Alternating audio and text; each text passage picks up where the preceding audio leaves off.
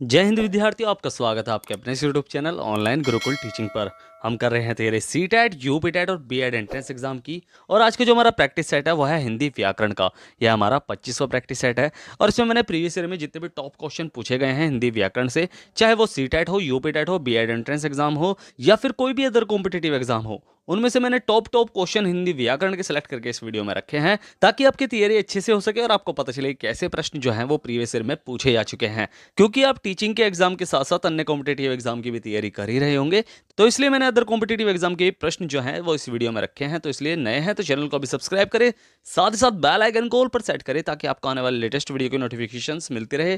Top 30 question मैंने select करके इस वीडियो में रखे हैं। अगर आप उनमें से 25 भी सही कर पाए तो आप भी कर सकते हैं इनमें से कोई सा भी एग्जाम क्रैक। और आपका स्कोर क्या रहा ये आप मुझे वीडियो के अंत में जरूर बताएं। तो चलिए शुरू करते हैं इस वीडियो को और देखते हैं अपना पहला प्रश्न।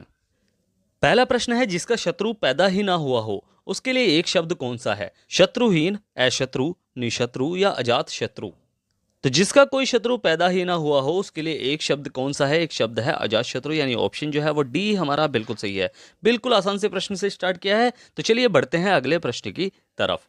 शांत रस का स्थायी भाव क्या है? निर्वेद, रति, श्रृंगार या ग्लानि? तो अगर रसों की बात की जाए तो रसों की टोटल संख्या कितनी है? वो है 9, जिसमें श्रृंगार रस को रसराज कहा जाता है। भरत मुनि ने रसों की संख्या 8 मानी है।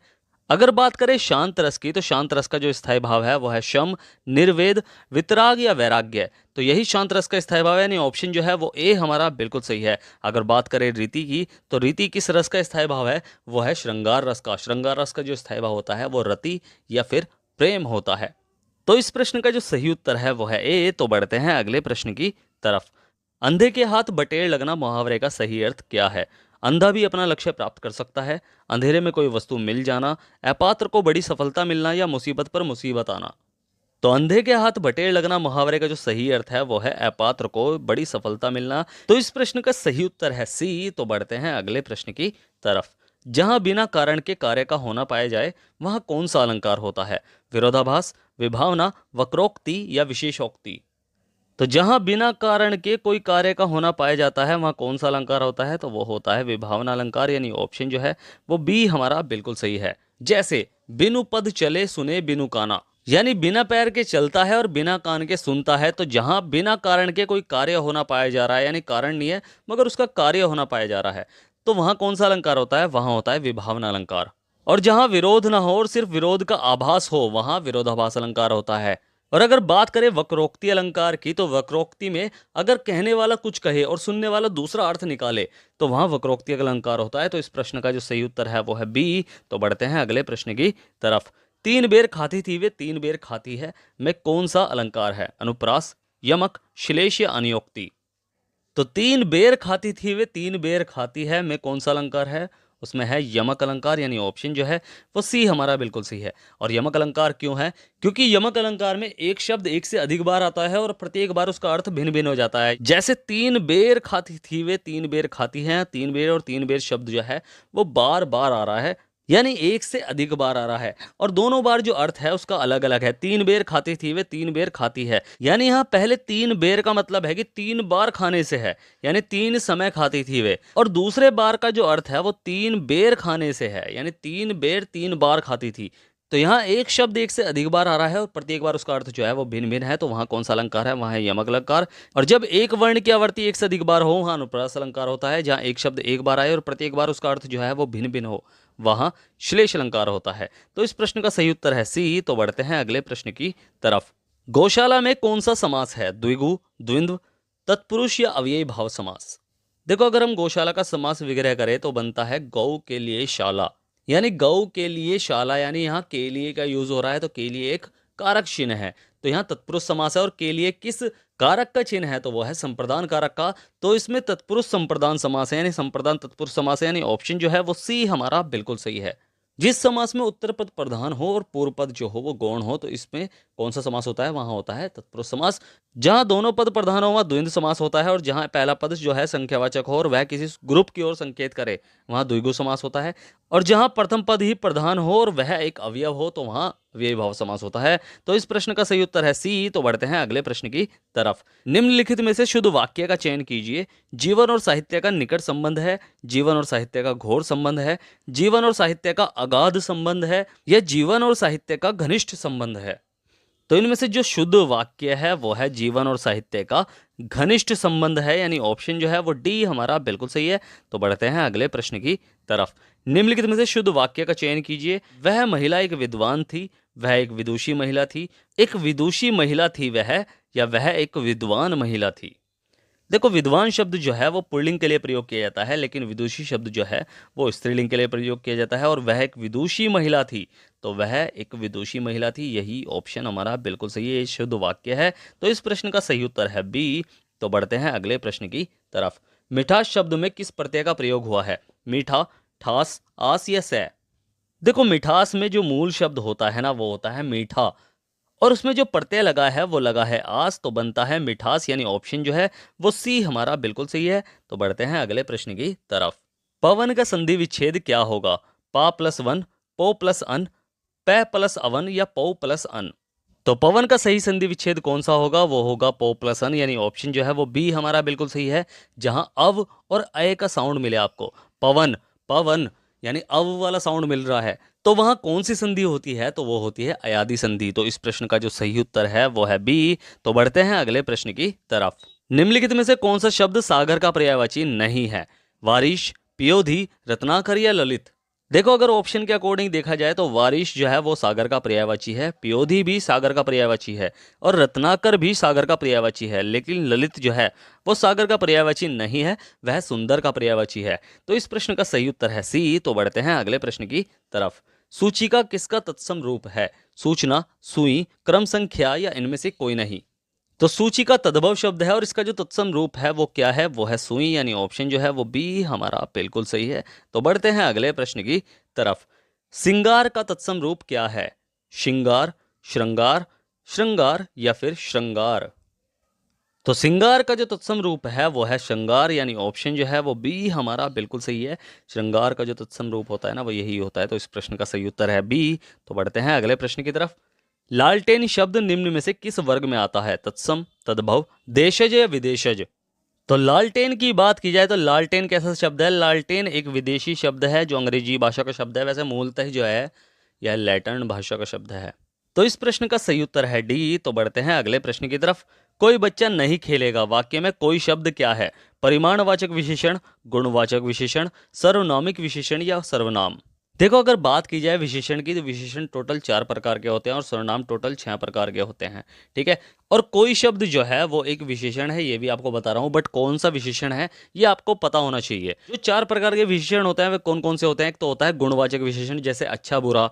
फिर आता है संख्यावाचक विशेषण, जैसे 50 बच्चे, जहां संख्या का बोध हो तो पता चल जाएगा। कुछ खिलाड़ी, खिलाड़ी जो है वो संख्या में ही होंगे। परिमाणवाचक विशेषण, जहां संख्या का बोध ना हो, सिर्फ परिमाण का बोध हो, जैसे 5 लीटर घी हो गया और थोड़ा पानी।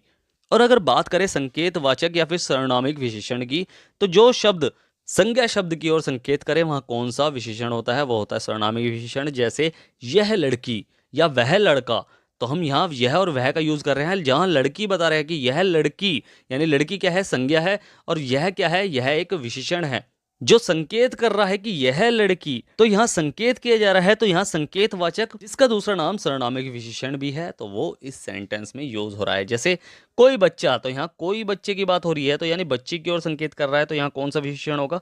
वो होगा सर्वनामिक विशेषण, यानी ऑप्शन जो है वो सी हमारा बिल्कुल सही है। तो बढ़ते हैं अगले प्रश्न की तरफ। वृक्षों से पत्ते झड़ते हैं में कौन सा कारक है? कर्ता कारक, संप्रदान कारक, अपदान कारक, या फिर अधिकरण कारक? देखो, कारक का वह रूप जहां अलग होने का बोध हो, तो वहां कौन सा कारक होता है? वहां होता है अपादान कारक, यानी पेड़ से पत्ते झड़ रहे हैं, तो यानी गिर रहे हैं, यानी पेड़ से अलग हो रहे हैं, तो वहां कौन सा कारक होगा? वहां होगा अपादान कारक, यानी ऑप्शन जो है वो सी हमारा बिल्कुल सही है। तो बढ़ते हैं अगले प्रश्न की तरफ। बच्चे बस से पाठशाला जाते हैं में कौन सा कारक है? कर्म कारक, करण कारक, अपादान कारक, या संप्रदान कारक? तो जिस साधन से या जिसके द्वारा क्रिया पूरी की जाती है वहां कौन सा कारक होता है? वहां होता है करण कारक। देखो, बच्चे बस से पाठशाला जाते हैं, निर्जीव चीज का यूज हो रहा है, तो बस के द्वारा पाठशाला जा रहे हैं, तो वहाँ कौन सा कारक है? वहाँ है करण कारक, यानी ऑप्शन जो है वो बी हमारा बिल्कुल सही है। तो बढ़ते हैं अगले प्रश्न की तरफ। हाथी का स्त्रीलिंग होगा हाथिन, हाथिनी, हथिनी या हाथिनी?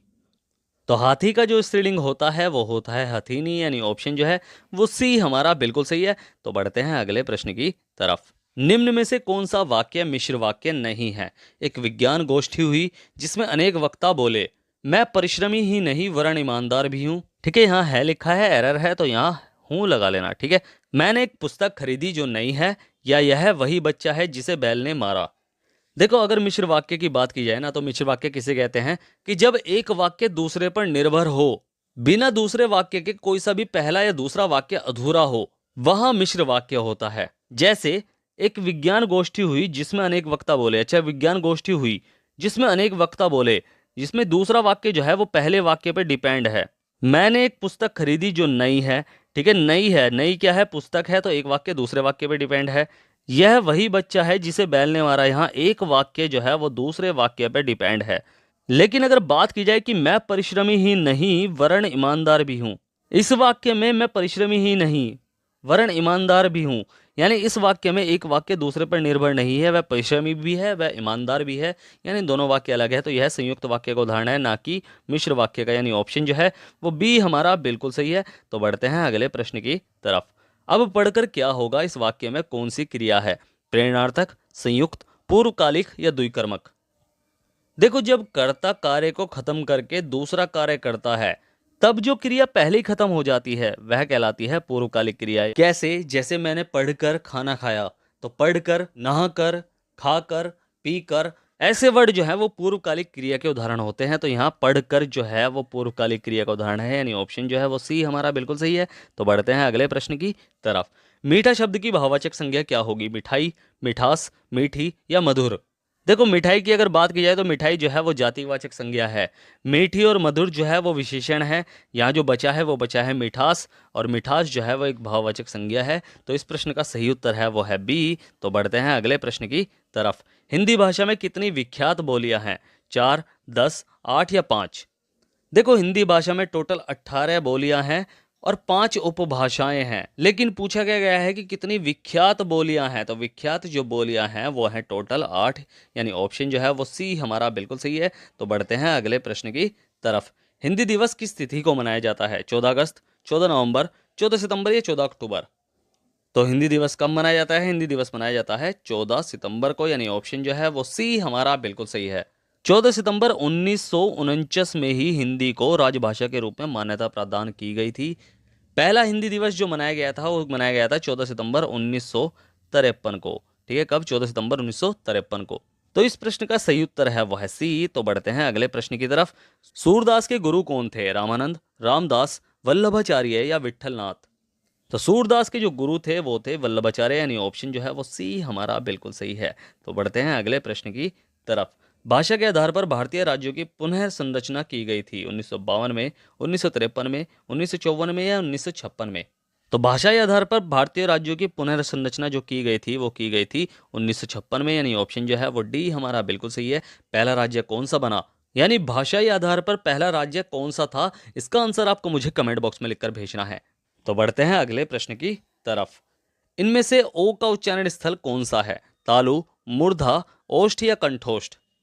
देखो, अगर बात की जाए तालु की, तो तालु हम पहले ही पढ़ चुके हैं। छोटी, बड़ी, च, य, श, यानी च का पूरा वर्ग य, और बड़े वाला श शलजम वाला श, ये जो है तालु के अंतर्गत आते हैं। मूर्धन्य के अंतर्गत कौन कौन से आते हैं? ल, त का पूरा वर्ग और स यानी छोटे वाला स, वो मूर्धा के अंतर्गत आते हैं। अगर ओष्ठ की बात की जाए तो उ पै, यानी छोटा ऊ, बड़ा ऊ और पै का पूरा वर्ग। पै का पूरा वर्ग से मतलब क्या है? पै, फै, बै, भै, ये सारा पूरा वर्ग जो है वो पै के अंतर्गत आता है, तो वो पूरा ही ओष्ठ कहलाएगा। अगर कंठोष्ठ की बात की जाए तो ए आई कंठ तालु और ओ आउ कंठ ओष्ठ कहलाते हैं। यानी कंठोष्ठ में क्या आता है? ओ और आउ, आउ से औरत। तो ओ क्या है? ओ एक कंठोष्ठ है, यानी ऑप्शन जो है वो डी हमारा बिल्कुल सही है। तो बढ़ते हैं अगले प्रश्न की तरफ। इनमें से कौन सा व्यंजन अल्प प्राण है? ख, थ, च और फै? देखो, अगर अल्प प्राण की बात की जाए तो अल्प प्राण आपको पता होना चाहिए कि हर वर्ग का पहला, तीसरा और पांचवा पद जो है वो अल्प प्राण कहलाता है। यानी प्रत्येक वर्ग का पहला, तीसरा और पांचवा व्यंजन जो है वो अल्पप्राण कहलाता है। जैसे पहले नंबर पर क्या आएगा, अगर कै का वर्ग देखें, कै ख, तो ख जो है वो दूसरे नंबर पर आ रहा है, तो यह अल्पप्राण नहीं है। ऐसे ही तय का वर्ग में थ जो है वो अल्पप्राण नहीं है, क्योंकि थ जो है तय के बाद आ रहा है, यानी दूसरे नंबर पर आ रहा है। यानी हर वर्ग का पहला वर्ण, तीसरा वर्ण और पांचवा वर्ण। अब देखो च जो है, च वर्ग का यानी पहला ही वर्ण है, ठीक है, च छ यानी पहला ही वर्ण है, तो यही अल्पप्राण है, यानी ऑप्शन जो है वो सी हमारा बिल्कुल सही है। अगर बात करें फ की, तो फ जो है वो किस वर्ग के अंतर्गत आता है, वो आता है प वर्ग के अंतर्गत, ठीक है, प फ दूसरे नंबर पर है, तो यह अल्पप्राण नहीं है, तो च हमारा बिल्कुल सही आंसर है। तो बढ़ते हैं अगले प्रश्न की तरफ। यह रे लय व्यंजनों को डैश व्यंजन कहते हैं, स्पर्श, अंतस्थ, ऊष्म या इनमें से कोई नहीं। देखो स्पर्श व्यंजन के अंतर्गत कै से लेकर पै वर्ग तक सारे व्यंजन आते हैं, यानी कै का पूरा वर्ग से लेकर पै के यानी पांचवें वर्ग तक ये पूरे सभी क्या कहलाएंगे, ये सभी स्पर्शी व्यंजन कहलाएंगे, स्पर्श व्यंजन कहलाएंगे। ऊष्म की बात की जाए तो सारे छोटा स, पेटपटा श और बड़े वाला श और है, ये ऊष्म व्यंजन कहलाते हैं। अंतस्थ की बात की जाए तो ये लय व्यंजन जो है ये अंतस्थ व्यंजन कहलाते हैं, यानी ऑप्शन जो है वो बी हमारा बिल्कुल सही है। तो बढ़ते हैं अगले प्रश्न की तरफ, और ये हमारा अंतिम प्रश्न भी है। तिमिर का विलोम शब्द क्या है, प्रकाशय, आलोक, ज्योतिर्मय या आभास। सबसे पहले तो आपको पता होना चाहिए कि तिमिर का अर्थ क्या होता है। तिमिर का अर्थ होता है अंधेरा। अब इसका विलोम शब्द क्या होगा, इनमें से वो होगा आलोक, यानी ऑप्शन जो है वो बी हमारा बिल्कुल सही है। तो यही प्रश्न जो है वो प्रीवियस ईयर में C TET, UP TET, B Ed entrance exam और साथ ही साथ अदर कॉम्पिटेटिव एग्जाम में भी पूछे जा चुके हैं। आपके काफ़ी क्वेश्चन अच्छे गए होंगे। आप कितने तैयार हैं और आपका क्या स्कोर रहा है, ये आप मुझे कमेंट बॉक्स में लिखकर जरूर बताएं। और जो प्रश्न आपसे पूछा है कि भाषाई आधार पर चुना गया पहला राज्य कौन सा था, इसका आंसर आपको मुझे कमेंट बॉक्स में लिखकर भेजना है। मैं ऐसी वीडियो आपके लिए लेकर आता रहूंगा। बस आपको क्या करना है, आपको चैनल को भी सब्सक्राइब करना है, साथ ही साथ बेल आइकन को ऑल पर सेट करना है, ताकि आपको आने वाले लेटेस्ट वीडियो की नोटिफिकेशंस मिलती रहे। तो चलिए मिलते हैं फिर अगली वीडियो में, तब तक के लिए बाय बाय, टाटा, सी यू, जय हिंद।